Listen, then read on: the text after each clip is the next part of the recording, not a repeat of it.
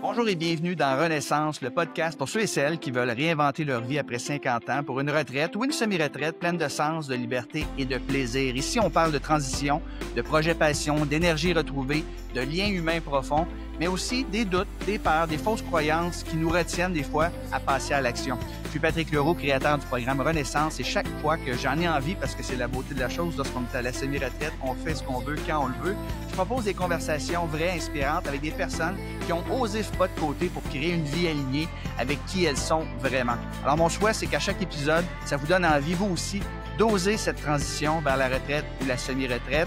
Et si vous aimeriez aller plus loin, je vous invite à rejoindre gratuitement l'espace membre du programme Renaissance, un lieu bienveillant pour amorcer votre propre transition avec un quiz pour savoir si vous êtes prêt pour une retraite ou une semi-retraite, des outils, des inspirations, puis une communauté engagée. Et il y a un lien qui devrait apparaître immédiatement en dessous de l'écran. C'est également dans les notes de l'épisode. Cette semaine, mon invité, c'est Daniel Valiquette. C'est un gars de la Rive-Sud. C'est un bon ami à moi. Pendant 18 ans, on a fait des voyages de moto ensemble. On a le Harley-Davidson comme passion. Quoique Daniel a vendu sa moto depuis qu'il est rendu à la retraite, il va pouvoir nous en parler. Et Daniel a fait une carrière grandiose, entre autres chez Couche-Tard, gestionnaire de haut niveau. Il pourra nous en parler rapidement. Bonjour Daniel, bienvenue à mon podcast. Salut Pat. Yes, alors pour commencer, tiens, pour juste question de savoir un peu qui tu es, dis-nous rapidement quel âge as-tu présentement, puis ça fait combien de temps que tu es à la retraite? J'ai 61 ans, Pat. J'ai pris ma retraite il y a 2 ans. Puis ça a tellement passé vite que j'ai même pas réalisé que ça faisait déjà 2 ans. Là, c'était au début du mois de juin 2023. Donc, on va poser quelques questions pour que les gens puissent te connaître rapidement. À quoi ressemblait ta vie là, avant d'amorcer là, ta retraite? Dis-nous ce que tu as fait comme carrière rapidement, combien d'heures par semaine tu travaillais, qu'on t'écoute. J'ai été 32 ans chez Couche-Tard. J'ai commencé comme un petit cul à l'intérieur d'un poste d'assistant gérant. Puis après 3 semaines, ils m'ont nommé gérant parce qu'il n'y avait pas de gérant dans le magasin. Puis Couche-Tard est devenu une super grosse entreprise. J'ai occupé différents postes. Longtemps, j'ai été directeur de la commercialisation. C'est moi qui s'occupais avec mon équipe de toutes les négociations qu'on avait avec les fournisseurs. Parce que tous les trucs, surtout à l'intérieur du magasin, il y a des conditions qui leur sont associées. Donc, c'est mon équipe qui négociait cette entente-là. Les 5 dernières années que j'ai passées chez Couche-Tard, j'étais directeur national procurement. Je m'occupais de l'ensemble des négociations de Canada. Je travaillais pour 4 business units. Je relevais d'un vice-président qui était basé à Dublin, en Irlande. Juste montrer l'ampleur que Couche-Tard est devenu. À un moment donné, j'ai eu un coup de téléphone directement d'un président d'une compagnie qui s'appelle Collabor, qui est une compagnie publique, et qui m'offrait un poste de vice-président procurement pour me joindre à cette organisation-là. Puis malgré mes 32 ans chez Couche-Tard, j'ai décidé de faire le switch puis de m'en aller chez Collabor, où est-ce que j'ai travaillé pratiquement 5 ans. Mais lorsque je me suis joint à cette organisation-là, j'avais déjà avisé celui qui m'avait recruté, le président lui-même, comme quoi que si j'y allais, c'était pour un mandat de 5 ans. Fait qu'il y avait comme pas de surprise au moment que j'ai quitté. J'ai eu une belle carrière, j'ai vécu toutes sortes d'expériences. Y a-tu un déclic à un moment donné, tu t'es dit, OK, là, c'est maintenant que je prends ma retraite ou c'est dans 2 ans, 3 ans, là? Parce que je pense que quand tu es rentré chez Collabor, tu savais que tu voulais faire 5 ans, puis après, c'était à la retraite. C'est bien ça? C'est exactement ça qui était mon plan, mais des fois, tu sais que les plans, c'est pas tout à fait qu'est-ce qui arrive, mais dans mon cas, c'est ce qui était arrivé. Au fur et à mesure de l'évolution du temps, tu te rends compte comme quoi que la vie, en tout cas dans mon cas, c'est que la vie, ce n'est pas seulement le travail. J'ai travaillé comme un fou pendant plusieurs années. Je te dirais que la période 20-50 ans, je faisais des semaines assez élevées. Puis lorsque j'ai accepté un poste au Procurement national que j'expliquais pour Couche-Tard, j'ai pris à ce moment-là la décision de dire, ben à partir de maintenant, là, quand il est 5h, 5h15, là, Daniel, il est plus au bureau, il s'en va à la maison, il profite un peu plus de la vie. Parce que si un facteur que tu peux négliger à un moment donné quand tu travailles trop, c'est ton environnement personnel, c'est ton environnement familial. Puis tu développes certains même des fois des petits regrets là, au fil du temps. Là. Je pense que j'ai trop travaillé. Puis le fait que j'ai trop travaillé fait en sorte que moi, j'étais prête à prendre ma retraite au moment que j'ai décidé de la prendre. Fait que ça a été quelque chose de très naturel. Tu t'es retiré à 59 ans et je me rappelle aussi que tu avais des discussions puis tu pensais peut-être rester une couple d'heures par semaine. Tu as hésité, mais finalement, tu l'as pas fait. C'est bien ça? Ouais, mon président de l'époque m'avait offert comme quoi que voulait me garder comme consultant. Ça avait été jamais vraiment bien défini, cette chose-là. Mais honnêtement, ça m'intéressait plus ou moins parce que mon intention, c'était de dire, moi, je veux décrocher. Puis l'image que j'avais là, lorsque j'ai pris ma retraite, c'est de dire, Daniel, ton cerveau de travail, là, prends-le, mets-le sur une tablette à la maison à quelque part, là, puis dis-lui merci pour qu'est-ce que ça t'a apporté, mais passe à autre chose. Donc, tu n'as pas eu vraiment de crainte au départ. Tu sais, il y a des gens qui anticipent leur retraite puis ont des craintes. Hein, je vais-tu manquer d'argent? Je vais-tu m'ennuyer? Je vais-tu me sentir inutile? Est-ce que je vais être capable de m'entendre avec ma conjointe parce qu'on va être ensemble à temps plein? Tu sais, il y a plein de questions que les gens se posent. Fait que dans ton cas, tu n'as pas eu trop de crainte par rapport à ça. On a tous ces craintes-là, Patrick, c'est de savoir à un moment donné, bon, le côté financier est un côté important. Peut-être le premier qui te vient à l'esprit parce que tu dis, moi, si je veux prendre une retraite, puis que je veux prendre une retraite, je veux être à la retraite ou est-ce que je profite de la vie, ben ça me tentait pas de dire, ben le matin, je fais du balcon en arrière chez nous parce que le soleil est en arrière, puis l'après-midi, je m'installe en avant parce que le soleil est en avant. C'était autre chose que j'avais en tête. J'avais aussi des intérêts, mais ces intérêts-là, c'est fou. Tantôt, tu parlais comme quoi qu'on est des chums de moto. Je pensais qu'à la retraite, je ferais beaucoup de motos. J'avais le projet d'acheter un camper, de me promener à travers l'Amérique du Nord, mais j'en avais tellement fait de moto, je me suis rendu compte à un moment donné, dans un dernier voyage que j'ai fait, j'avais fait le tour du jardin de ce côté-là, mais j'avais d'autres intérêts qui se sont développés dans la vie. Mais maintenant, c'est plus le vélo électrique où est-ce que je cherche les plus belles pistes cyclables qu'on peut faire dans le coin. Tu as découvert d'autres passions. Puis ça, c'est important quand on prend notre retraite. Comme tu dis, c'est pas le but d'être assis le matin puis OK, le soleil est là, l'après-midi, le soleil est là. Non, tu veux bouger. Puis pour moi, une retraite, c'est pas d'arrêter de rien faire, c'est juste d'arrêter de travailler. Une retraite, c'est simplement d'arrêter de faire ce qui donnait des irritants qui te tentaient plus, puis juste faire ce que tu as envie de faire. Puis comme tu dis, nos passions, nos intérêts, nos activités, ça évolue puis ça change, mais c'est important d'en avoir quand tu es à la retraite. C'est vrai, mais c'est pas vrai pour tout le monde parce qu'il y a des gens, il y a un de mes amis, il a pris sa retraite à peu près en même temps que moi, rendu à l'automne suivant. Ça lui manquait de se valoriser, d'amener un élément de productivité à l'intérieur de sa vie. Mhm. Qui est parti faire de la consultation à raison de 2 jours semaine en moyenne qu'il faisait. Puis moi, je l'entendais parler, puis ça me tentait tout sauf faire ça. Tu sais, ce que tu annonces comme point, c'est très, très important. Il y a presque un tiers des gens qui tombent en dépression quand ils prennent leur retraite dans la première année parce qu'ils n'étaient pas bien préparés et il n'y avait pas de passion, il n'y avait pas d'hobby, il n'y avait pas de loisirs. Puis il y a beaucoup de gens, comme ton ami probablement, que toute leur vie a été centrée alentour du travail, puis il n'y avait pas nécessairement des passions, des loisirs, des activités outre ça. Fait que quand ils se retrouvent en retraite, c'est un vide, un vertige incroyable, qui ont besoin de ça. Fait qu'il y en a gros qui retournent sur le marché du travail parce qu'ils n'étaient pas justement bien préparés. C'était pas ton cas. Même s'il y a des gens qui ont quand même des champs d'intérêt différents en dehors de la job, ça peut quand même leur manquer de Ah oui, se réaliser professionnellement. Alors tout à que fait. moi, j'ai comme l'impression que j'avais assez réalisé pour au moment que j'ai décidé d'arrêter. J'avais définitivement plus ce besoin-là en moi. C'est Ça, super c'est important. Il y a clair. des gens. Mais ça, c'est propre et unique à chaque personne. Oui, Chaque personne tu est as raison. différente. J'ai d'autres amis qui ont pris leur retraite à 52 ans, puis qui ils se sont jamais ennuyés de travailler. Ils se sont tenus actifs pendant toutes ces années-là. Tout à fait. Moi, j'encourage très, très fortement les gens qui prennent leur retraite ou leur semi-retraite parce qu'il y en a qui ont besoin de faire un changement. Peut-être ton ami, ce qu'il aurait dû faire, c'est de faire une semi-retraite. C'est ce qu'il semble faire présentement. Il C'est ce travaille qu'il à temps fait, oui. partiel. Puis c'est correct aussi. Moi, je suis dans ce processus-là présentement. Je suis encore jeune, j'ai 54 ans. Je me verrai pas arrêter du jour au lendemain. Mais ça fait déjà 6 ans que je suis dans ce processus-là où je travaille 15-20 heures par semaine. Donc, je me tiens occupé, valorisé, tout ça. Mais j'ai du temps de libre comme peu de gens en ont à mon âge. Donc, c'est un compromis, je te dirais, entre travailler à temps plein 60 heures par semaine puis arrêter complètement, c'est prendre une semi-retraite. Puis c'est important d'avoir un projet passion. Il y a des gens qui prennent leur retraite, qui veulent pas nécessairement retourner sur le marché du travail. Ils font pas nécessairement pour l'argent, mais ils développent un projet passion dans la communauté. Ils aident les gens pour se sentir occupés, pour se sentir valorisés. Je pense que c'est hyper important. Dis-moi donc, Oui. on va poser des questions sur la transformation depuis ta retraite. Comment décrirais-tu ta vie aujourd'hui par rapport à ce qu'elle était avant? Je vis comme si on était les fins de semaine à la semaine longue. L'obligation de mettre un cadran pour te lever le matin pour aller à l'ouvrage, c'est quelque chose qui est derrière toi. Il y a un soir, il y a une game de hockey qui finit à 1 heure du matin parce qu'il y a eu plusieurs prolongations. De Problème. l'écouter jusqu'à la fin, ça te dérange pas parce que le lendemain matin, si ça te tente de te lever à 9h30, tu vas te lever à 9h30, puis ça finit là. Un autre côté que j'ai tout le temps eu en moi, là, c'est le désir de faire des voyages. J'organise des voyages, je me prépare à faire des voyages, puis un peu comme on faisait en moto, là, parce qu'il y a des fois des gens qui font des voyages organisés.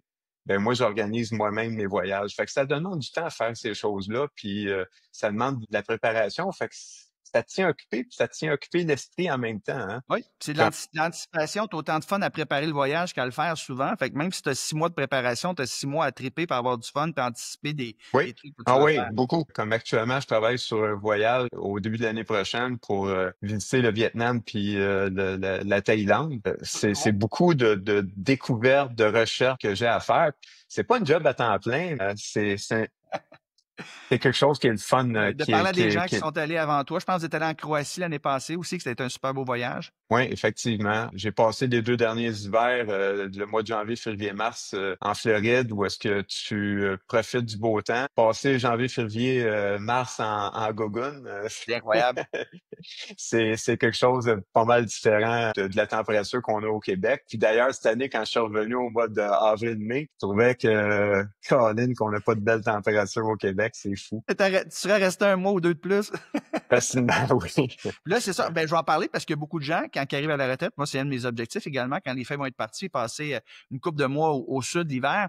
Tu disais que toi, à cause de la situation aux États-Unis, l'hiver prochain, ça sera pas nécessairement en Floride que tu vas le passer, tu regardes d'autres destinations. Ben, comme je disais, comme je viens de te dire, je préparais un voyage en Asie de 5 semaines là, au mois de janvier. Puis par la suite, ben, au mois de mars, je vais aller passer 5 semaines en République dominicaine où est-ce qu'on a trouvé une super belle maison, pas Pas tellement cher. loin de la mer des Caraïbes. Puis on va avoir ça. Puis dans le fond, je remercie quasiment Trump là, tu sais, d'être aussi crétin parce que je devrais peut-être pas dire ça sur une vidéo. Ils On diront peut plus le que je couper au passe la montage. frontière, mais Peut-être pas non plus. ça va me permettre de découvrir Ouais. d'autres environnements, d'autres cultures. L'Asie m'avait toujours attiré. Puis là, j'ai dit, bon, ben, regarde, c'était le temps de le faire, j'ai eu le temps pour le faire. Est-ce qu'il y a un moment où ce que tu t'es senti, tu t'es dit, OK, là, je suis vraiment à la retraite, comme j'ai parlé à un autre de mes amis l'autre fois, lui, ça fait 6 mois, puis il se sent encore en vacances. Il n'a pas encore réalisé qu'il est tout à fait à la retraite, là.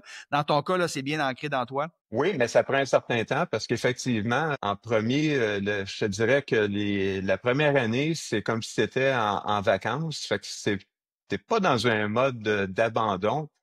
Mais je suis rendu là, puis tu sais, il y a des fois, il y a des faits cocasses qui arrivent. Avant-hier, je revenais d'une partie de golf, ça, avec des amis, puis il y avait un de mes amis qui était embarqué avec moi. Puis là, il m'a demandé, il dit, Hey Daniel, c'était quoi déjà le nom de l'ancien CEO après Alain Bouchard, là, chez Couche-Tard? Puis je le connais super bien, le gars. Je me rappelais même pas de son nom.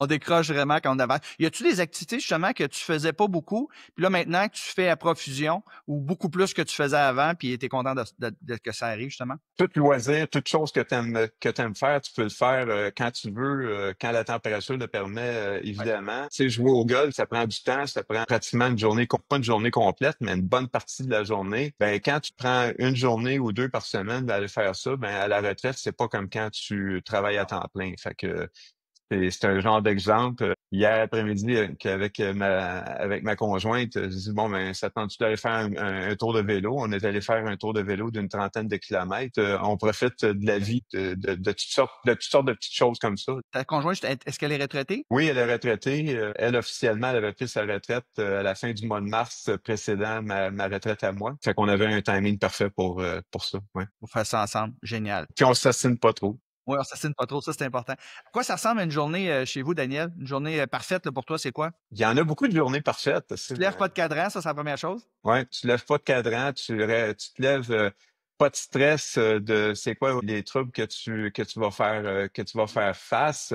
Il y a un de tes enfants ou les enfants de ta conjointe ont besoin de Gardienne? faire garder leurs enfants. Ben dis pas de problème, amène-nous-les, puis on va avoir du fun, on va avoir du fun avec. Puis ça Ça, c'est une journée parfaite. Je pense que la plus grande valeur quand tu prends la retraite, c'est la valeur du temps. Tu réalises que le temps, c'est ce qui est le plus important. Tu sais, l'argent, on peut toujours en faire tout ça. Puis, et on est capable de vivre beaucoup plus sobrement aussi une fois à la retraite. Mais le temps que tu as, je pense que c'est la plus grosse joie quand tu es retraité. Oui, mais malgré que tu sois à la retraite, le temps passe quand même vite. Oui, hein? Comme je te disais tantôt, j'ai eu de la misère à réaliser. J'ai même pas réalisé que ça faisait déjà 2 ans que j'étais à la retraite. Là. Hey, on est rendu au mois de 10, ça fait déjà 2 ans. Tu sais, c'est une indication que le temps passe vite. Ouais. J'avais entendu une analogie à un moment donné, c'était comme la vie, c'est comme un rouleau de papier de toilette. Tu sais, quand tu as 20-25 ans, tu fais 4 tours, il n'y a rien là, ça paraît pas. Mais vers la fin, à l'âge qu'on est rendu, ben là, quand tu fais 4 tours, ben, il ne reste plus ben. Fait qu'il faut en profiter tout de suite. Génial. Est-ce que tu dirais que tu te sens plus connecté aux autres, tes amis, les proches de toi depuis ta retraite? Tu prends plus de temps pour les écouter peut-être? Ils ont moins... Quelqu'un me disait l'autre fois avant, j'avais toujours l'impression que les gens me dérangeaient, puis même ils s'excusaient quand ils m'appelaient parce que j'étais tellement occupé, alors que là, j'ai vraiment le temps de connecter davantage avec les gens proches de moi. C'est une bonne question, Pat. J'avais jamais pensé à ce point-là, là, tu sais. Puis, mais tu as raison aussi. C'est vrai que ça crée ces occasions-là, les occasions d'échange, là, tu sais. Puis à un moment donné aussi, par l'entremise de tes amis, ben à un moment donné, tu organises un foursome de golf. Puis là, oups, il y a d'autres gens que tu connaissais pas qui se joignent sporadiquement ou que ça devient régulièrement. Fait que tu apprends des nouvelles connaissances, là, tu sais. Puis tu parles de nouvelles affaires. C'est enrichissant. Fait que oui, tu as le temps, t'as plus de temps pour toi-même, mais pour les autres aussi en même temps. Développer Oui. des relations aussi. Par rapport à des projets, il y a beaucoup de gens qui une fois arrivés à la retraite, ils disent OK, moi, j'ai toujours rêvé de faire ça. Comme mon ami Alain, l'autre fois, lui, ils vont faire une croisière autour du monde. Pendant 4 mois, ils vont faire une croisière, tout ça. C'est quelque chose qu'ils vont planifier pendant 6 mois, un an, tout ça. Dans ton cas, y a-tu un projet que tu aimerais faire? Tu me parlais tantôt de ton projet d'aller au Vietnam une partie de l'hiver prochain, mais y a-tu des trucs comme ça que tu as en banque? Tu as dit oui, ça, je veux réaliser ça maintenant que j'ai le temps, j'ai les moyens de le faire. Ça vient d'une façon naturelle. Je me mets pas cette pression-là de mon côté parce que j'ai comme pas le sentiment qu'au quotidien, j'ai quelque chose qui me Ah, manque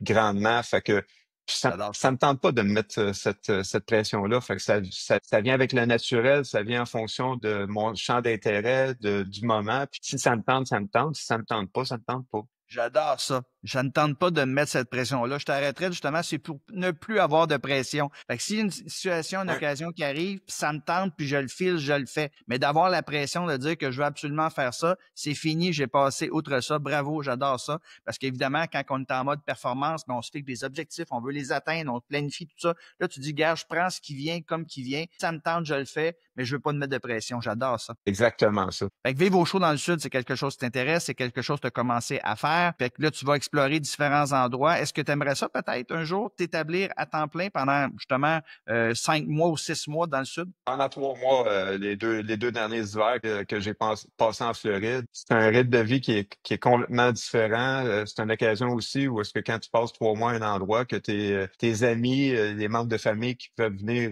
te rejoindre, tu passes 5-6 jours avec ton gars, sa petite fille, tu sais, puis ça les amène à la plage, puis tu profites de la vie. Tu profites quasiment plus d'eux autres, justement, parce qu'ils viennent te voir loin, puis tu passes 5-6 jours avec eux autres que si tu étais resté au Québec ou tu les aurais vus peut-être juste pour un souper. Je trouve ça extraordinaire, c'est vraiment le fun. Oui, Toi, dans oui. ton cas, est-ce que tu as trouvé une façon de contribuer, de transmettre ou tu sens pas le besoin parce que tu as tellement donné dans ta carrière, tu as tellement travaillé fort que pour l'instant, c'est de profiter. Est-ce que tu aimerais ça peut-être, je sais pas, contribuer, donner du temps à une cause ou quelque chose qui te tient à cœur éventuellement? As-tu quelque chose qui t'a pensé, qui t'a passé à travers la tête? Ça m'effleure l'esprit à l'occasion, Pat, mais je suis pas rendu à ce besoin-là.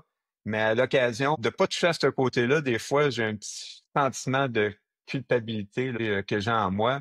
Mais c'est pas quelque chose de gros, mais c'est pas quelque chose que j'exclus un jour, mais pas sûr que j'ai ce Tu sens pas encore le besoin, tempérament-là. mais Il y a des gens qui se donnent beaucoup là-dedans. Moi, ouais. je suis pas là actuellement. Peut-être qu'un jour, tu pourras partir un blog, un podcast, une chaîne YouTube là, pour partager un peu ton expérience de vie. Puis tu le fais juste, pas pour l'argent, tu le fais juste pour contribuer. Puis si ça peut aider du monde, tant mieux. Même si ça aide une personne, ben tu auras fait ça. L'important, c'est de faire ce qu'on aime. Là, c'est certain que je présume que les 2-3 premières années, tu vas en profiter au maximum. Mais peut-être que, parce que c'est long la retraite, si tu arrêté à 59, puis disons que tu meurs à, je sais pas, 89, hey, c'est comme 30 ans la retraite, là. C'est beaucoup de Ouais, temps, mais là. en même temps, Pat, j'ai arrêté, j'avais 59 pour me dire, regarde, généralement, tout est relatif à la santé, Ouais. fait que plus que tu arrêtes jeune, plus que tu te donnes des chances. Puis ça, je l'avais à l'esprit lorsque j'ai décidé d'arrêter. Oui, plus que tu arrêtes jeune, plus que tu donnes des chances de vivre mieux en santé versus que tu arrives à la retraite. Il y en a qui prennent la retraite à 67, 68 ans, puis sont usés et la santé, pouf, elle se met à tomber Ben, dramatiquement. il y en a même qui attendent encore plus longtemps que ça. Regarde comme un exemple, Michael Sabia qui vient d'accepter un poste là, plus haut fonctionnaire au fédéral. Là. Je pense qu'il a 71 ans. Là, faut le faire, mais c'est pas moi, ça. Dans la journée qu'ils vont arrêter de travailler, ils vont mourir dans un peu de temps après. Il y a des gens qui sont pas prêts à Ouais. prendre la retraite tout simplement parce qu'ils sont pas préparés puis ont juste la carrière dans leur vie. Donc, des questions sur ce que tu as appris. Donc, qu'est-ce que tu as appris sur toi depuis que tu as pris la retraite? Que je suis capable de plus relaxer. Tantôt, on parlait que quand tu prends ta retraite, ça prend à peu près un an avant que tu arrêtes d'avoir le sentiment d'être à vacances, mais que c'est vraiment un nouveau beat. Le premier voyage que j'avais fait, tantôt, tu faisais référence en Croatie, on était allé avec un couple d'amis. Le couple d'amis trouvait que j'étais encore Speedy Gonzalez. Je te dirais qu'aujourd'hui, je suis moins Plus relax. Speedy Gonzalez que j'étais. Tu apprends à Puis je relaxer. te donne un exemple. La façon de voyager change aussi avec le temps. Au lieu de changer de place à tous les jours, j'étais allé en Grèce l'automne de l'année passée. On a passé 3 semaines, mais on passait une semaine à chaque endroit où est-ce qu'on était. Fait que c'est plus le même genre de Voyage. trip, mais encore le petit côté moto ressort. Je me louais un scooter à chaque place, chaque île que je faisais, Oui. aussi, puis j'allais faire le tour, puis je visitais au complet. Et si tu avais un conseil à donner, mettons, quelqu'un qui a entre 50 et 65 ans présentement, là, qui hésite à changer de mode de vie, il est encore au travail, qui est pas nécessairement, la passion l'a quitté par rapport à son travail, puis il y a des doutes par rapport je devrais-tu faire une transition, prendre une semi-retraite, une retraite? Quel conseil tu aurais à donner à ces personnes-là? C'est un bon mot que tu touches. Lorsque la passion commence à disparaître dans tes champs d'intérêt, dans ta vie professionnelle, c'est un signe Hmm. en ce qui me concerne là, de dire D'abord, oups, regarde qu'est-ce que tu pourrais faire d'autre pour dans le futur. Travailler quand ça te tente pas. Moi, je te donne un exemple. Là, un des indices que j'avais là, qui était sérieux, là, que je trouvais que c'était vraiment sérieux, puis ça m'avait marqué. Lorsque je partais pas en voyage, mais en vacances pour 2 ou 3 semaines, le lundi que je retournais au travail, là, Colin, que je suis rendu que je le trouvais difficile. Puis le mardi puis le mercredi suivant aussi, je les trouvais difficiles. Ça me prenait du temps avant de me remettre dans le beat. Puis mon champ d'intérêt, ma passion, mon dévouement, il était plus au même niveau qu'il était. Fait que j'avais dans la tête de dire, ben laisser ma place à un nouveau va donner du sang neuf qui va faire du bien pour l'organisation que je quittais. Fait que je trouvais que c'est ce qui était important là, à considérer. peut-être une dernière ou avant-dernière question. Si tu avais un conseil à offrir à quelqu'un qui veut entamer une retraite, une belle retraite active, une retraite qui a du sens, une retraite qui t'apporte de la liberté puis du plaisir, y a-tu un conseil que tu donnerais en termes peut-être se préparer plus tôt, économiser davantage, tu as bien géré ton argent, tu as investi ton argent à la bourse, ça a bien fonctionné, peut-être diminuer ses dépenses, de pas attendre trop longtemps avant que la santé nous lâche. Y a-tu un dernier conseil que tu aimerais laisser aux gens? Ben moi, je te dirais Pat, j'ai tout le temps appliqué le principe de pas vivre au-dessus de tes moyens, même peut-être le contraire. Aujourd'hui, je reste dans une belle petite rue. C'est des semi-détachés où est-ce que j'ai un petit terrain. Je pourrais avoir tout en double, mais ça ne m'intéresse pas. C'est pas ça qui me drive. Le côté matériel, pour moi, est rendu assez secondaire, mais je te dirais que oui, il faut que tu fasses de la planification. Oui, il faut que tu sois à l'aise au moment que tu dis que tu prends ta retraite.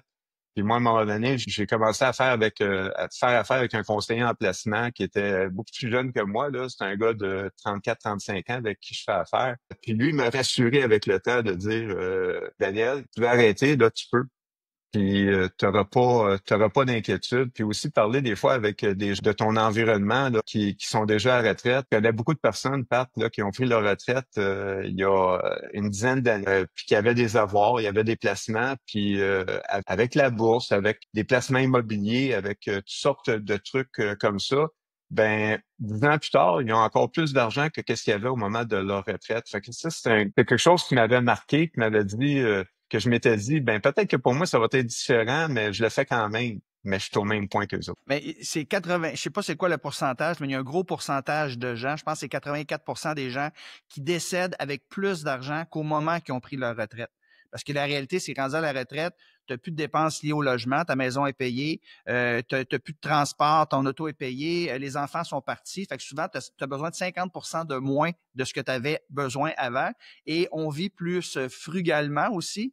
Et ça fait en sorte que l'argent s'accumule parce que tu as fait des bons placements et que tu meurs avec plus d'argent. Pour ceux et celles là, qui se disent « Ah, je vais-tu en avoir assez? Puis est-ce que je devrais prendre ma retraite tout de suite? » La réponse souvent, c'est oui. Oui, il faut avoir un conseiller en placement pour bien faire les choses. Si c'est juste pour se rassurer, Pat, là, c'est dans cette optique-là que je te parlais d'avoir recours à un conseiller en placement, là, juste pour si tu as besoin d'être rassuré là, sur ce côté-là, parce que la première question que tu te poses quand tu pars à ta retraite, c'est de dire est-ce que je vais en avoir assez? Merci infiniment, Daniel, pour ton temps aujourd'hui. J'espère que ça va avoir inspiré des gens, justement, à peut-être oser faire le changement aussi. Tu as pris ta retraite relativement jeune, avant 60 ans. Moi, je souhaite ça pour tout le monde. Profiter de la vie pendant qu'on a encore la santé, c'est ce que tu fais. Donc, merci beaucoup. Peut-être dernière chose, si quelqu'un veut te rejoindre, te jaser, tout ça, je présume qu'il peut te rejoindre sur les médias sociaux. Je suis sur Facebook, mais ça se limite à ça. Je ne suis pas un user comme tu peux l'être, Pat, ça avec une reconnaissance dans ce milieu-là que moi j'ai pas, là, puis que Mais si quelqu'un veut te rejoindre sur Facebook, il peut te trouver Daniel Valquette si jamais vous voulez jaser puis lui donner un commentaire par rapport à l'entrevue qu'on a faite ensemble. Ça va me faire plaisir parce que si j'ai accepté de participer à ton podcast pour ça peut aider une seule personne, ça l'aurait aidé aussi. Puis c'est ça, contribuer, je vais c'est être de content. partager son expérience, le partager aux autres. Alors, je te remercie beaucoup, Daniel, pour ton temps aujourd'hui. Merci, Pat. Merci pour votre présence à ce podcast et si cet échange vous a touché, vous a inspiré, vous a fait réfléchir, je vous invite à partager l'épisode avec quelqu'un qui pourrait en bénéficier également. Et n'oubliez pas de rejoindre mon espace membre gratuit Renaissance pour continuer votre réflexion et rencontrer d'autres personnes qui, comme vous, veulent créer une vie qui est plus alignée, plus libre et plus vivante. Le lien pour s'inscrire gratuitement va apparaître juste ici à l'écran, puis il va être également dans les notes de l'épisode. Alors, on se retrouve très bientôt pour un autre épisode et d'ici là, souvenez-vous qu'il n'est jamais, jamais trop tard pour vivre une vie plus libre, une vie qui a plus de sens et une vie qui vous apporte plus de plaisir. Merci, bye bye, à la prochaine. Ciao.